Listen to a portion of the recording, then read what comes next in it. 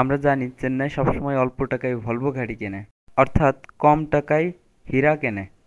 যেমন মুস্তাফিজ 2 কোটি টাকা তার বেস প্রাইসে কিনে কি একটা চমক দিয়ে দেখাই দিচ্ছে। মুস্তাফিজ প্রতি ম্যাচেই কি ইকোনমিক্যাল বোলিং করছে আপনারা দেখছেন সবাই, সেরা বল করছে।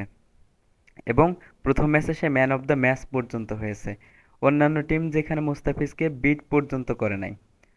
আবার অন্য একটা প্লেয়ার মাথিসা পাথিরানা, তাকে মাত্র 20 লাখ টাকায় কিনছে। শুনে অবাক হবেন, 20 লাখ টাকার প্লেয়ার সিএসকে কে গত বছর চ্যাম্পিয়ন করছে, এবারও করবে। তার হাতিয়ার হচ্ছে ইয়র্কার বল, যেইখানে সেইখানে ইয়র্কার মারে। অন্য প্লেয়ার প্রাচীন রবীন্দ্র, মাত্র 1 কোটি 80 লক্ষ টাকায় তাকে কিনেছে। এবং প্রতি ম্যাচেই সে কি দারুণ একটা সূচনা করছে, ম্যাচ শুরু করছে।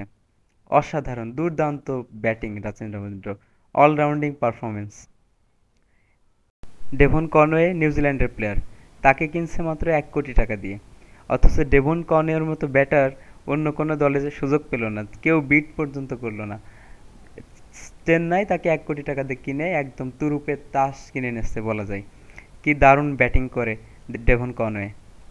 মাহেশ থিকসানা, তাকে কিনছে মাত্র 70 লক্ষ টাকা দিয়ে। কি দারুণ বল করে লঙ্কান স্টার। মানে তার বল খেলা কিন্তু কঠিন হয়ে যায়, কষ্টকর হয়ে যায়। চেন্নাই যা করে সবসময় বুঝে শুনে করে। বোলার কিনছে সে একাই 100। এখানে ধোনির প্রশংসা করতেই হবে, কি বুদ্ধিদীপ্ত প্লেয়ার সিলেকশন। মানে দামি প্লেয়ার না কিনে কেকেআর যেখানে 1 কোটি 25 কোটি টাকা দিয়ে মিচেল স্টার্ককে কিনছে। 25 কোটি টাকার মিচেল স্টার্ক প্রথম ম্যাচে কি পারফরমেন্স করছে আপনারা তো দেখছেনই। তো সেক্ষেত্রে ধোনির প্লেয়ার সিলেকশন কিন্তু অসাধারণ, এবং তার আন্ডারে গেলে সব বলারই যেন জ্বলে ওঠে। বলার বলেন ব্যাটার বলেন, সে যাতে হাত রাখে তা সোনা হয়ে যায় বলতে পারেন।